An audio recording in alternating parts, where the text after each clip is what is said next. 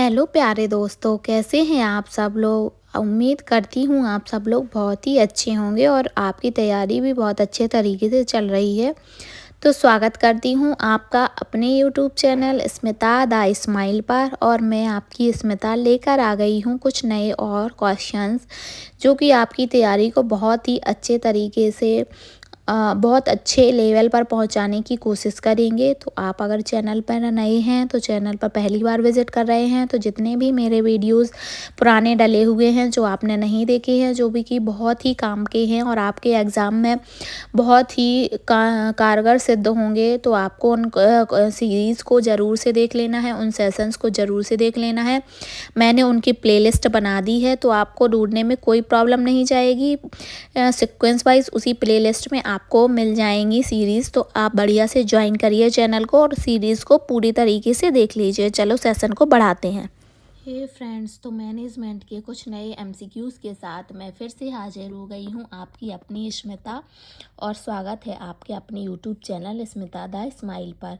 कुछ बहुत ही मज़ेदार क्वेश्चंस लेकर आई हूँ आपकी क्लास को और आगे बढ़ाने के लिए, ताकि आप लोगों की तैयारी और अच्छे से हो सके। तो आप क्वेश्चंस को सॉल्व करिए और एक दो बार रिपीट करिए, माइंड में बढ़िया तरीके से सेट हो जाएंगे। फिर आपसे ये क्वेश्चंस कभी नहीं होगा जब नहीं बनेंगे। और अगर वीडियो आपको अच्छा लगेगा तो आप वीडियो को लाइक ज़रूर करिएगा, अपने फ्रेंड्स के साथ शेयर करिए जिन्होंने ये फॉर्म फिल किया हुआ है, उनको बहुत ही हेल्प होगी इस फॉर्म पे, इस MCQ सीरीज़ से। तो आप उनको भी शेयर करिए। और चैनल पर नए हैं तो चैनल को सब्सक्राइब कर लीजिए, क्योंकि इसी तरीके के और भी क्वेश्चंस की क्लासेस मैं लेकर आने वाली हूँ, जिसमें कुछ PYQ भी होंगे और कुछ नए क्वेश्चंस भी होंगे, ताकि आपकी तैयारी में चार चांद लग सकें और आप और बहुत ही अच्छे तरीके से तैयारी कर सके। टाइम बहुत कम बचा है तो घबराना बिल्कुल भी नहीं है और ना ही टेंशन लेनी है। बढ़िया मस्त बिंदास तरीके से आप केवल प्रैक्टिस करते जाइए और प्रैक्टिस करने से ही आपकी तैयारी और भी बेहतरीन हो जाएगी। तो चलिए चलते हैं, क्लास को बढ़ाते हैं और क्वेश्चंस को स्टार्ट करते हैं।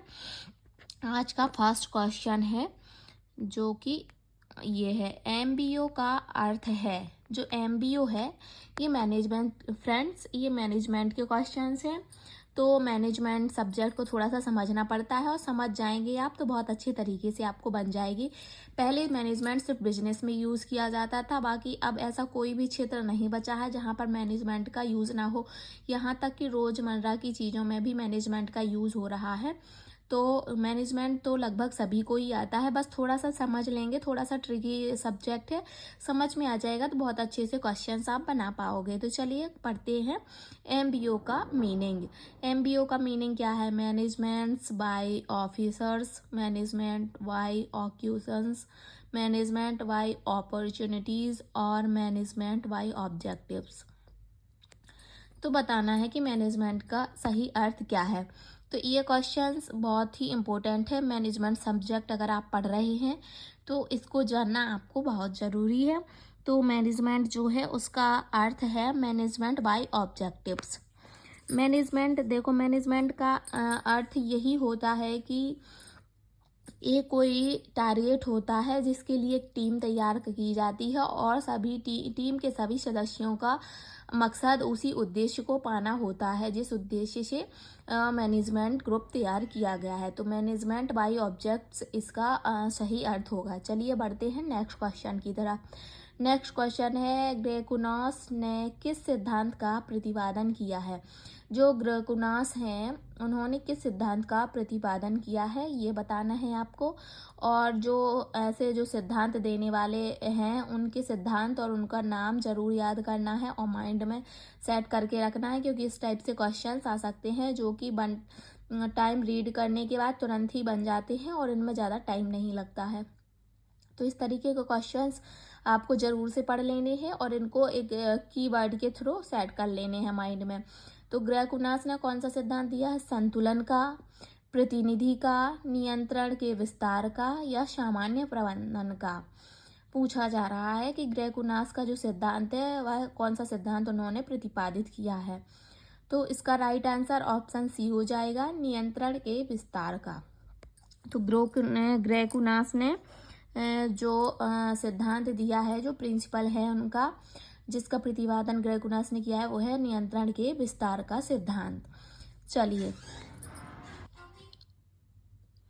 अभिप्रेरणा के एक्स सिद्धांत के अनुसार, जो अभिप्रेरणा का एक्स सिद्धांत है उसके अनुसार क्या कहा गया है?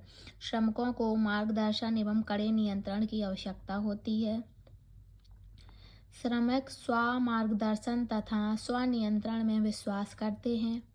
श्रमिक रचनात्मक तथा श्रमी होते हैं। श्रमिक स्वयं अभिप्रेरित होते हैं। पूछा जा रहा है कि अभिप्रेरणा को जो एक्स सिद्धांत है उसमें क्या माना गया है, ये पूछ रहे हैं। तो सबसे पहले तो फ्रेंड्स, जो अभिप्रेरणा का एक्स सिद्धांत है वह मैकग्रेगर ने दिया है।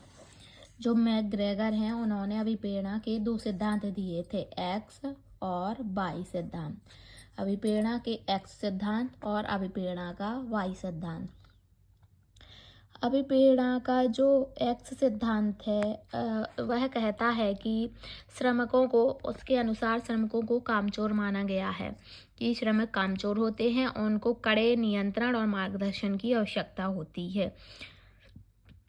तो जो अभिप्रेरणा का एक सिद्धांत, तो उसकी अकॉर्डिंग श्रमिकों को कामचोर माना गया है और जो श्रमिक हैं उनको कड़े नियंत्रण और मार्गदर्शन की आवश्यकता होती है। और जो वाई सिद्धांत है, वाई सिद्धांत के अनुसार श्रमिक खुद समझदार होते हैं, वो स्वयं मार्गदर्शन तथा स्वयं नियंत्रण में विश्वास रखते हैं। तो ये वाई सिद्धांत है। और एक्स सिद्धांत के अनुसार श्रमिकों को कामचोर माना गया है। और जो श्रमिक रचनात्मक तथा परिश्रमी होते हैं और श्रमिक स्वयं अभिप्रेरित होते हैं, इनसे कोई लेना देना नहीं है। ये लगभग उसी में दोनों ही शामिल हैं, एक एक्स सिद्धांत का है और एक वाई सिद्धांत का इसमें अर्थ निकलता है। तो जो एक्स सिद्धांत है उसके अनुसार ऑप्शन ए सही हो जाएगा, श्रमिक को मार्गदर्शन एवं कड़े नियंत्रण की आवश्यकता होती है। चलिए नेक्स्ट क्वेश्चन पर बढ़ते हैं। नेक्स्ट क्वेश्चन है, निम्नलिखित में से कौन सा कथन सत्य है? प्रबंध अवधारणा स्थिर नहीं है। प्रबंध क्रिया सार्वभौमिक नहीं है। प्रबंध पेशेवर नहीं है। राजनीति में प्रबंध की महत्ता नहीं है। कौन सा कथन सत्य है, ये पूछा गया है। इसमें सत्य पूछा गया है कि प्रबंध के बारे में कौन सा कथन सत्य है, ये बताना है आपको। तो ऑप्शन ए जो दिया गया है, प्रबंध अवधारणा स्थिर नहीं है, प्रबंध क्रिया सार्वभौमिक नहीं है, प्रबंध पेशेवर नहीं है और राजनीति में प्रबंध की महत्ता नहीं है। देखो, अभी जस्ट पहले मैंने बताया है कि प्रबंध एक ऐसी चीज़, या प्रबंध यानी मैनेजमेंट एक ऐसी चीज़ है जिसका अब सभी जगह इस्तेमाल होता है। सभी चीज़ों में, यहाँ तक कि रोज़मर्रा की चीज़ों में मैनेजमेंट की आवश्यकता होती है, उसका महत्व है। तो जहाँ पूछा गया कि राजनीति में प्रबंध का महत्व नहीं है, तो ये गलत हो जाएगा, क्योंकि हर जगह प्रबंध की आवश्यकता है। प्रबंध पेशेवर नहीं है, प्रबंध तो पेशेवर है ही, तो ये भी गलत हो जाएगा। प्रबंध क्रिया सार्वभौमिक नहीं है, प्रबंध का सभी जगह यूज हो रहा है। और इसमें पूछा गया है कि प्रबंध सार्वभौमिक नहीं है, तो ये भी गलत हो जाएगा। प्रबंध अवधारणा स्थिर नहीं है, ये इसका राइट आंसर हो जाएगा ऑप्शन ए, क्योंकि प्रबंध की अवधारणा गतिशील है। प्रबंध एक सतत एवं लगातार चलने वाली क्रिया है, ये स्थिर नहीं है, तो ये राइट आंसर इसका हो जाएगा। तो यही इसके बारे में सत्य कथन है। चलिए नेक्स्ट क्वेश्चन पर बढ़ते हैं। नेक्स्ट क्वेश्चन पूछा जा रहा है, शॉप मैनेजमेंट पुस्तक के लेखक हैं। जो शॉप मैनेजमेंट बुक है उसके लेखक के बारे में पूछा जा रहा है कि इसको किसने लिखा है। तो ऑप्शन ए है हेनरी फ्योल ने, option B William M Fox ने, ऑप्शन सी F.W. टेलर ने और ऑप्शन डी है H. साइमन ने। तो बताना है फ्रेंड्स, ये क्वेश्चंस ऐसे क्वेश्चन हैं जिनको एकदम रट लेना है, इनको बिल्कुल भी नहीं छोड़ना है। बुक्स एंड बुक्स के राइटर, उनके नाम जरूर याद करके रखने हैं कि ये किसने दी है, क्योंकि ये एक PYQ प्रीवियस ईयर क्वेश्चंस है, तो ये आया हुआ था। तो ऐसे क्वेश्चंस आ सकते हैं, तो आपको इसको बिल्कुल भी स्किप मत करना आप इसको, और इसको अच्छे तरीके से आप एकदम माइंड में सेट कर लेना। तो ये ऐसे ही और भी जो बुक्स हैं उनके राइटर हैं, तो कुछ कुछ चीज़ों को अच्छे तरीके से माइंड में सेट कर लेना है। तो शॉप मैनेजमेंट के राइटर हैं F.W. टेलर। जो F.W. टेलर साहब हैं उन्होंने एक बुक लिखी थी जिसका नाम है शॉप मैनेजमेंट। तो इसका राइट आंसर ऑप्शन सी हो जाएगा। ठीक है फ्रेंड्स, चलिए नेक्स्ट क्वेश्चन पर बढ़ते हैं। नेक्स्ट क्वेश्चन है वैज्ञानिक प्रबंध के जनक हैं।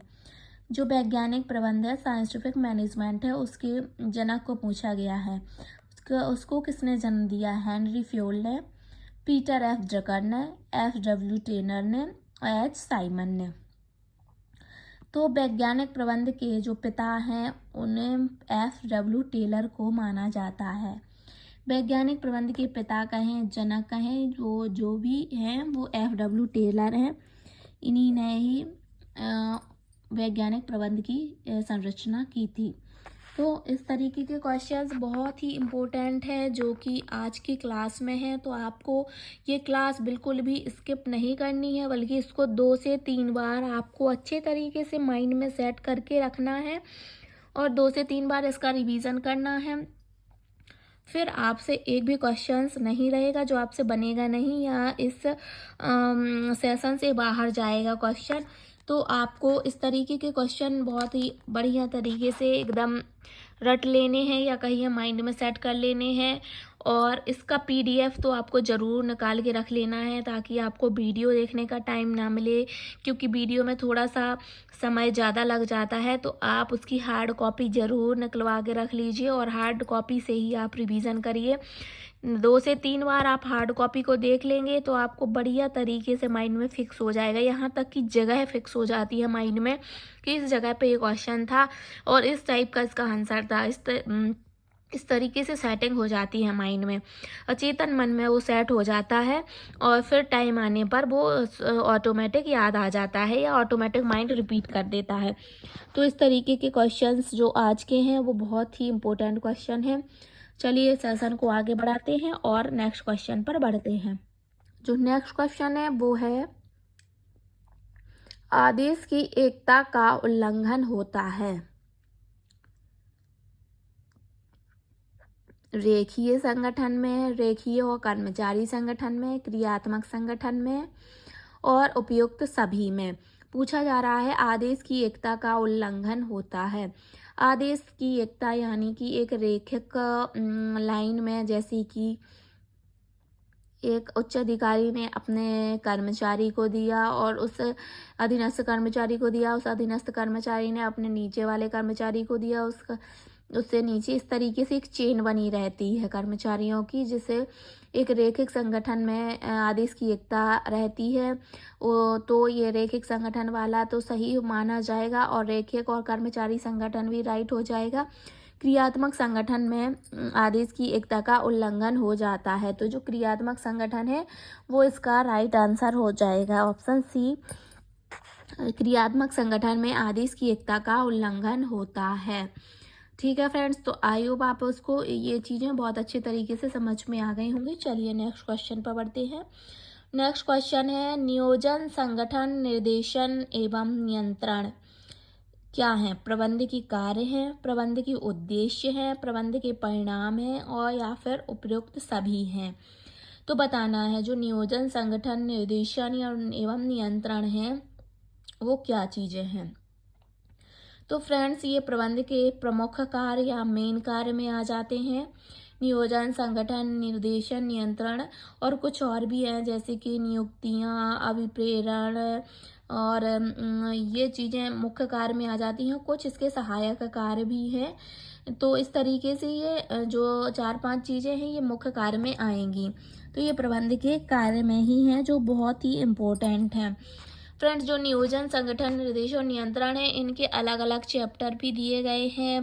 नियुक्तियाँ, अभिप्रेरणाएँ और भी चीज़ें हैं जो काफ़ी सारे प्रबंध के जो मेन कार्य हैं उसमें आते हैं और फिर कुछ सहायक कार्य होते हैं जिनके अलग अलग से चैप्टर बनाए गए हैं और इनसे पर्सनल अलग से ही क्वेश्चंस आते हैं। तो ये इनके जैसे नियोजन का अलग चैप्टर होगा, इसके अलग क्वेश्चंस बनेंगे। संगठन का अलग, ये खुद में ही एक ब्रॉड चैप्टर्स हैं। तो इनको भी अलग से पढ़ना है। शायद आपने डिटेल में पढ़ लिया होगा, मैं इनके एमसीक्यूज़ कराऊँगी और उसी के थ्रू थोड़ी-सी आपको डिटेल भी बताते जाऊँगी ताकि आपको अच्छे तरीके से बन जाएँ। अगर आपने डिटेल भी ना पढ़ा हो तो भी कुछ ना कुछ तो समझ में आएगा ही उससे। निम्नलिखित में से कौन-सी अशाब्दिक संचार की विशेषता नहीं है? पूछा जा रहा है कि जो अशाब्दिक संचार होता है उसकी विशेषता कौन सी नहीं है। अशाब्दिक संचार या ऐसा कम्युनिकेशन है जिसमें लिखकर और पढ़कर चीज़ों को ना बताते हुए कुछ जैसे कि बॉडी एक्टिविटी से अपनी बात को दूसरे के साथ शेयर किया जाता है या समझाया जाता है या हाव भाव के द्वारा व्यक्ति को समझाया जाता है, तो वो अशाब्दिक संप्रेषण में आता है। तो पूछा जा रहा है कि कौन सी अशाब्दिक संचार की विशेषता नहीं है। यह सदैव जानबूझकर किया जाता है, यह मौखिक संदेशों का खंडन कर सकता है, इसमें शारीरिक भाषा और चेहरे के भाव शामिल हैं, यह मौखिक संचार की तुलना में भावनाओं को अधिक शक्तिशाली ढंग से व्यक्त कर सकते हैं। तो देखिए फ्रेंड, ये शारीरिक भाषा और चेहरे के भाव शामिल हैं इसमें, तो ये तो राइट हो गया। इसमें पूछा रहा है नहीं है, तो नेगेटिव वर्ड को हाईलाइट कर लेना है। तो जैसे कि मैंने बताया कि इसमें शारीरिक भाषा और चेहरे के हाव भाव को शामिल किया जाता है। यह मौखिक संचार की तुलना में भावनाओं को अधिक शक्तिशाली ढंग से व्यक्त कर सकता है। देखिए जैसे कि फ्रेंड्स, क्या होता है कि मुंह से इंसान जब कुछ और बोलता है उसके मन में कुछ और चलता है, तो हाव भाव देख के लगता है कि जो शायद बोल रहा था वो सही नहीं बोल रहा था। इस तरीके से इंसान को पता चल जाता है हाव भाव देखकर कि वो शायद इंसान सही नहीं बोल रहा था, उसके चेहरे से लग नहीं रहा था कि उसे दुख है। मान लो कोई दुख की चीज़ वो बता रहा है तो उसके चेहरे से लग नहीं रहा था कि उसे दुख है। इस टाइप से ये मौखिक जो मुख से बोलने से ज़्यादा भावनाओं को शक्तिशाली ढंग से व्यक्त कर सकते हैं, यही इसके अंदर आ जाएगा कि मुख से कुछ और बोल रहा है पर जो हाव भाव से समझ में कुछ और आ रहा है, तो ये उससे अधिक शक्तिशाली माना जाएगा। तो ये भी राइट आंसर हो जाएगा। और मौखिक या मौखिक संदेशों का खंडन करता है, तो ये भी सही है कि मौखिक संदेशों का खंडन कर सकता है। कोई चीज़ जो मुख से बोलने से उतने अच्छे तरीके से समझ में नहीं आती है, जो कि हाव भाव से समझ में आती है, तो ये भी इसका राइट ही हो जाएगा। अब दिया गया है ऑप्शन ए है कि यह सदैव जानबूझकर किया जाता है। तो अशाब्दिक संप्रेषण या अशाब्दिक संचार सदैव जानबूझकर नहीं किया जाता है। ऐसा नहीं है कि सदैव जानबूझकर ही किया जाता है, तो ये ही इसकी विशेषता नहीं है, तो यही राइट आंसर हो जाएगा। ऑप्शन ए इसका राइट आंसर माना जाएगा।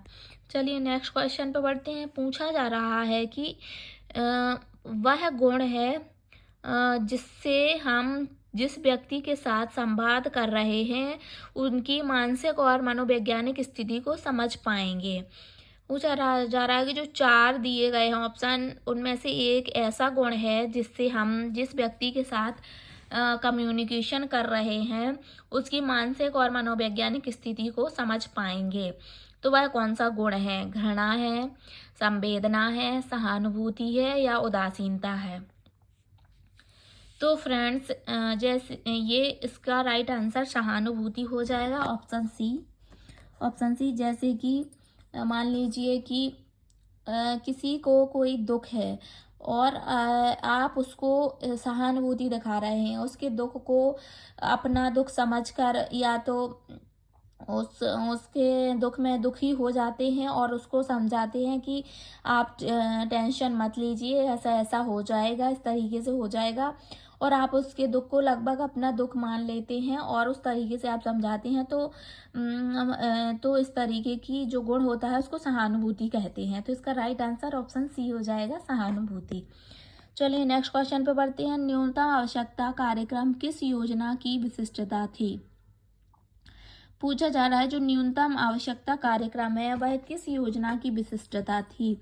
7वीं पंचवर्षीय योजना की, 5वीं पंचवर्षीय योजना की, दूसरी पंचवर्षीय योजना की या फिर 6वीं पंचवर्षीय योजना की? तो बताना है कि ये जो न्यूनतम आवश्यकता कार्यक्रम है वह किस योजना में लाया गया था, न्यूनतम आवश्यकता कार्यक्रम। तो इसका राइट आंसर होगा 5वीं पंचवर्षीय योजना में। 5वीं पंचवर्षीय योजना में ये लाया गया था। तो इसका राइट आंसर ऑप्शन बी हो जाएगा। ऑप्शन बी जो है वो इसका राइट आंसर हो जाएगा। तो ये जो 5वीं पंचवर्षीय योजना है ये याद रखनी है कि 1974 से 78 के बीच में लाई गई थी। उस टाइम पर प्रधानमंत्री जो हैं वो इंदिरा गांधी थी। ठीक है, तो ये पंचवर्षीय योजना से रिलेटेड क्वेश्चंस आने ही हैं। तो आपको पंचवर्षीय योजना बहुत अच्छे तरीके से याद कर लेनी है और अच्छे तरीके से पढ़ लेनी है। तो और ये कौन से मॉडल पर आधारित है? ये 5वीं पंचवर्षीय योजना डीपी धर मॉडल पर आधारित है। डीपी धर मॉडल पर ये आधारित है और इसमें ये एक और कार्यक्रम चलाया गया था जो कि है काम के बदले अनाज कार्यक्रम। जो काम के बदले अनाज कार्यक्रम है, काम के बदले अनाज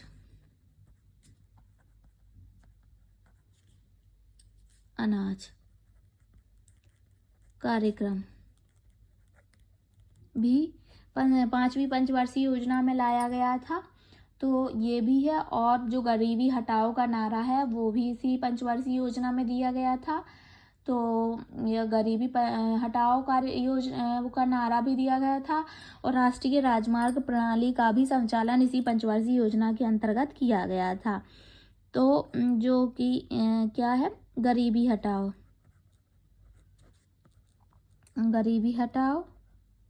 और नेशनल राष्ट्रीय राजमार्ग प्रणाली भी इसी योजना के अंतर्गत आई गई थी। तो जो 5वीं पंचवर्षीय योजना है उसमें क्या क्या काम किए गए थे? सबसे पहले तो 5वीं पंचवर्षीय योजना 1974 से 78 तक थी और ये इंदिरा गांधी के समय थी। इसमें डीपी धर मॉडल लागू किया गया था जिसमें गरीबी हटाओ का नारा दिया गया था। राष्ट्रीय राजमार्ग प्रणाली का आयोजन किया गया था ताकि आने जाने की सुविधा हो सके। और काम के बदले अनाज कार्यक्रम भी इसी योजना के अंतर्गत आया था।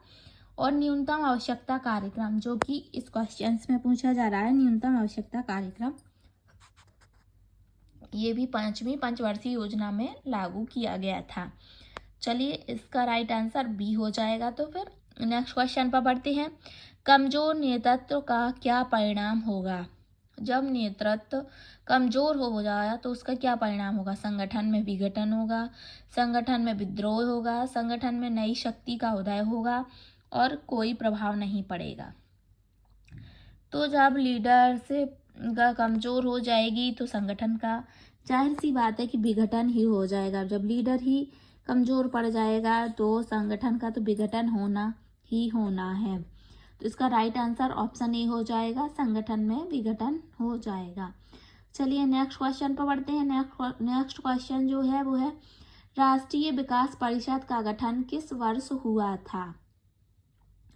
राष्ट्रीय विकास परिषद नेशनल डेवलपमेंट का जो गठन है वो किस वर्ष हुआ था?